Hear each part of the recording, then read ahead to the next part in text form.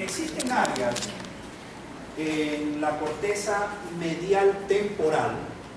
Al referirme a la corteza medial temporal, a esa corteza medial temporal se le llama, clínicamente hablando, temporomesial. Temporomesial. Porque mesial significa que está hacia adentro. Es como decir medial, pero en vez de decir medial se le dice temporomesial. Y las estructuras que son parte de la corteza temporomesial están ubicadas estratégicamente en algunas zonas, pero en particular en el hipocampo, en la circunvolución parahipocampal,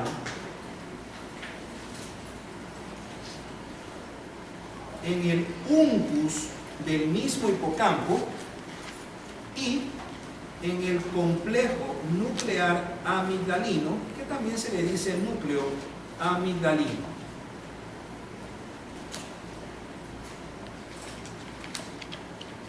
Estas estructuras y otras más, pero en particular estas, discriminan o receptan, centralmente hablando, tanto la olfacción como el gusto.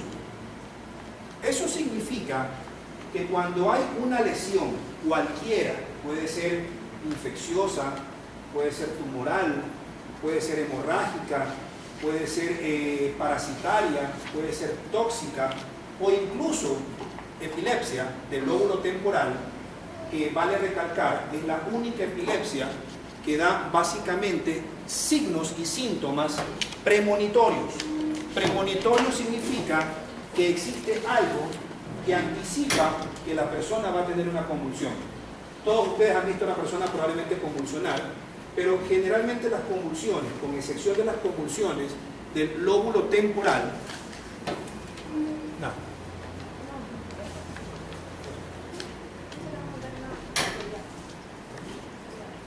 Ahí.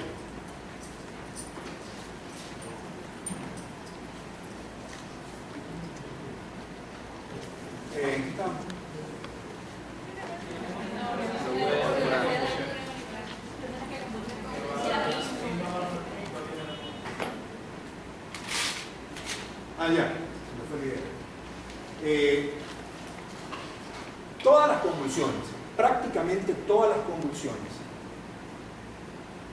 con honrosísimas excepciones, entre estas la del lóbulo temporomesial o la circunvolución temporomesial, casi todas, con esta y otra excepción que también es la de la corteza visual, pero esta en particular, ofrecen la chance de que existen signos y síntomas que predicen que la persona va a tener una convulsión, ¿sí? O sea, alguien que viene y dice, cada vez que voy a tener una convulsión tónico-clónica generalizada, existe un signo o un síntoma que me dice, me va a dar una convulsión. Y generalmente es cuando algo, en la mayoría de los casos, produce un proceso irritativo.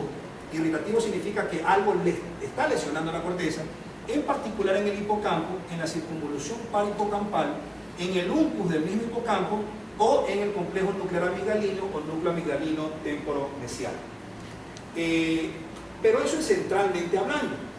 Como es centralmente hablando, uno puede asumir que como combina las dos sensorialidades, puede ser en cualquiera de esas estructuras la lesión. Pero también en estas estructuras y en otras más, mientras estas se están comunicando entre ellas.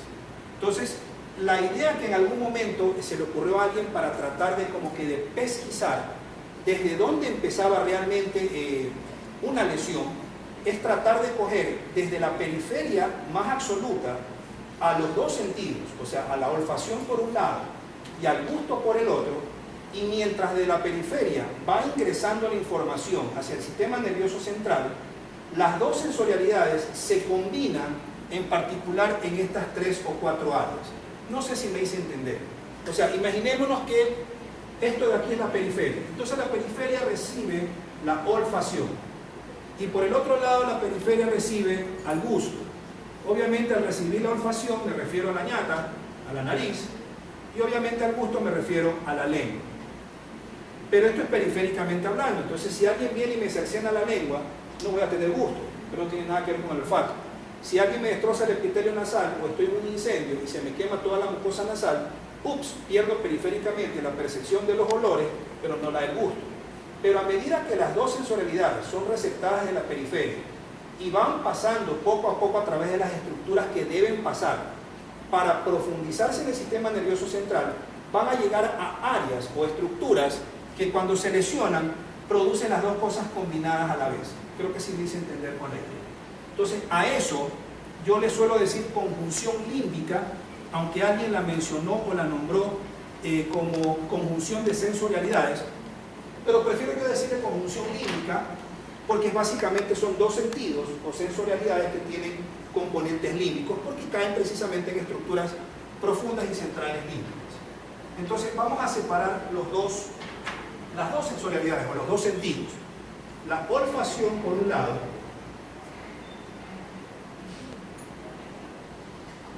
y el gusto por el otro lado. Entonces, empecemos con el gusto. Empecemos con la olfacción. Entonces, la olfacción, obviamente, lo primero que va a receptar los olores es el epitelio nasal.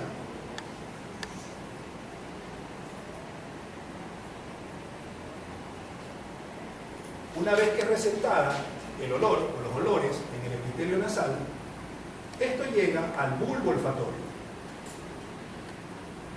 Este bulbo olfatorio está colocado básicamente por debajo de las circunvoluciones fronto-orbitarias, que también se llaman fronto-basales, porque están en relación con la base del cráneo.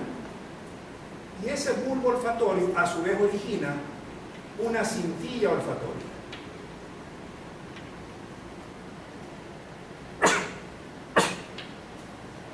Luego, esta cintilla olfatoria, que sigue siendo periférico, origina a dos estrías. Una estría olfatoria medial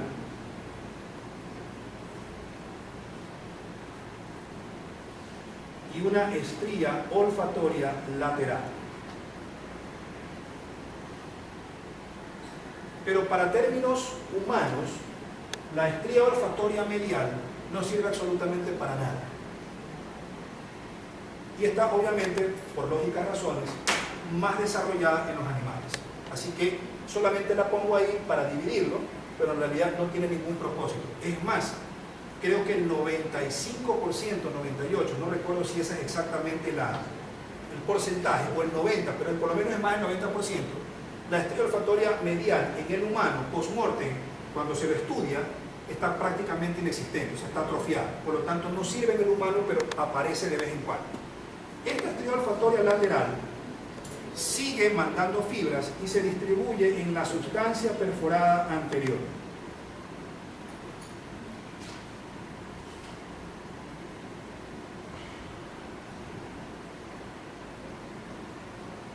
Luego, esta sustancia perforada anterior, a su vez, ya se distribuye a la circunvolución parahipocámpica,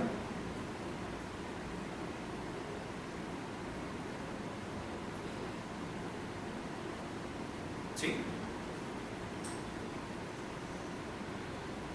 a la amígdala, que les dije hace un rato, o núcleo amigdalino, o complejo nuclear amigdalino,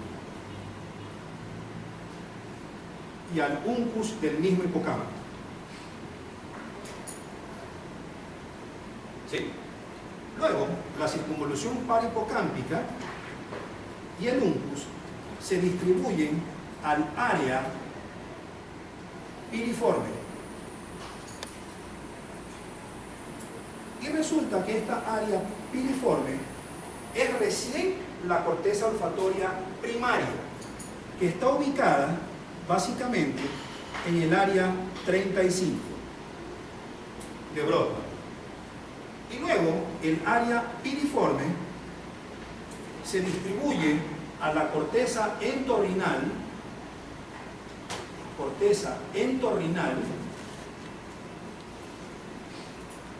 que está ubicada en el área 28.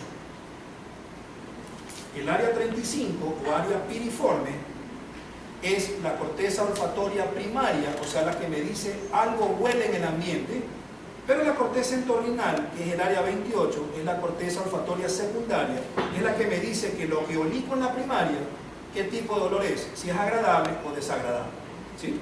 Y además, esta área piriforme, que se distribuye a la corteza entorrinal, también se distribuye en el núcleo dorso-medial del tálamo.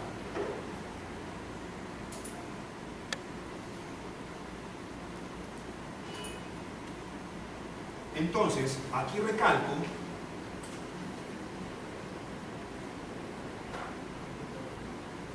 que hasta aquí, o sea, hasta la sustancia perforada anterior, esto será ¿qué cosa? Periférico. Por lo tanto, cualquier cosa que suceda hasta aquí, de aquí para arriba, solamente va a alterar, periféricamente hablando, por lógica, solamente la olfacción. Pero en el momento que lo periférico ya se imbrica en lo que es sistema nervioso central, que es de aquí, más la amígdala, en adelante, esto ya es sistema nervioso central. Y se va a combinar con el gusto que está allá arriba. Entonces vámonos al gusto. No sé si me hago entender. Sí, ok. Entonces vámonos al gusto. El gusto, obviamente, lo recoge la lengüita. ¿Sí? Luego de la lengua, la interpretación es recogida por un trayecto bastante milimétricamente corto, por una rama del maxilar inferior, que a su vez es rama del nervio trigémino y que se llama nervio lingual. Esto es perteneciente al quinto par, específicamente a su parte tercera, o sea, al maxilar inferior. Y luego el nervio lingual, cual carrera de postas, se lo pasa a la cuerda del tímpano, que obviamente es parte de quién? Del facial, o sea, del séptimo nervio craneal. Luego la cuerda del tímpano se lo da al núcleo del fascículo solitario. Eso significa que hasta aquí es periférico.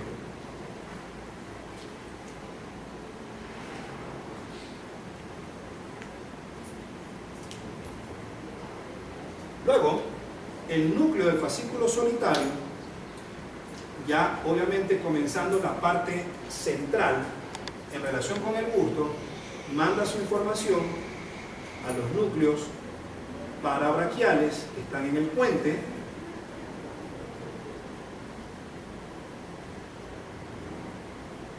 luego los núcleos parabraquiales que están en el puente siguen ascendiendo, siguen yéndose para arriba, para la redundancia, hacia el núcleo ventral póstero medial del tálamo. ¿Sí? ¿Sigo? Y luego el núcleo ventral póstero medial del tálamo comienza a distribuirse lo más corticalmente posible, o sea, ya con el propósito de terminar en la corteza, y avanza hacia la corteza insular, o sea, la ínsula, hacia los opérculos, lo verán anatómicamente con Christian, hacia los opérculos del lóbulo frontal y del lóbulo parietal, e incluso siendo un sentido que no tiene nada que ver con las sensaciones de dolor y temperatura y propiocepción consciente, en ciertas personas pueden ciertas fibras del gusto incluso llegar a la corteza sensitiva primaria, o sea, a las que corresponden numéricamente ¿a quién? A las áreas 3, 1 y 2 de Broca. ¿Sí? Ahora, ¿en qué momento se une todo este relajo? La amígdala se proyecta a una región que se llaman núcleos septales.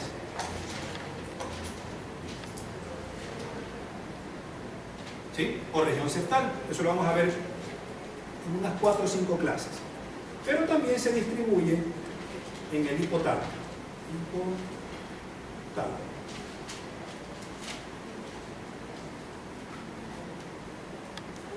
¿Sí? ¿En qué momento todo esto se une? Los núcleos parabraquiales se conectan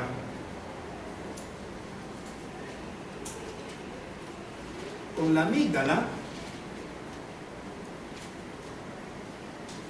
y con el hipotálamo. Y el núcleo ventral posteromedial del tálamo se conecta con el hipotálamo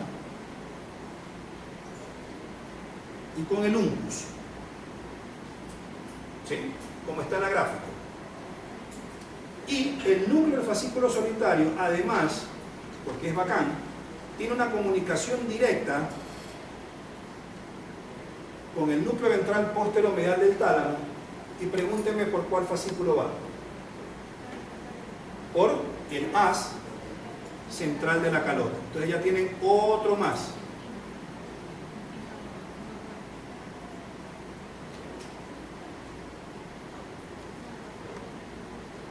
¿Sí? Por lo tanto, ¿cuáles serían las áreas en donde hay conjunción, en particular de los dos sentidos o de las dos sensorialidades? Básicamente, la amígdala, el hipotálamo y el uncus. Básicamente son esas tres. Eso significa que si algo me lesiona la amígdala, la grande, se lesiona centralmente la olfacción y el gusto. Si algo lesiona el hipotálamo, no todo, sino una X parte del hipotálamo que veremos a propósito del hipotálamo, se lesiona la olfacción y el gusto. Si algo lesiona el uncus del hipocampo, se lesionan centralmente las dos, la olfacción y el gusto. Pero el resto hacia arriba es periférico, del resto hacia abajo es central. Creo que sí me hice entender, ¿no? ¿Sí? Ok, ahora sí, sigamos.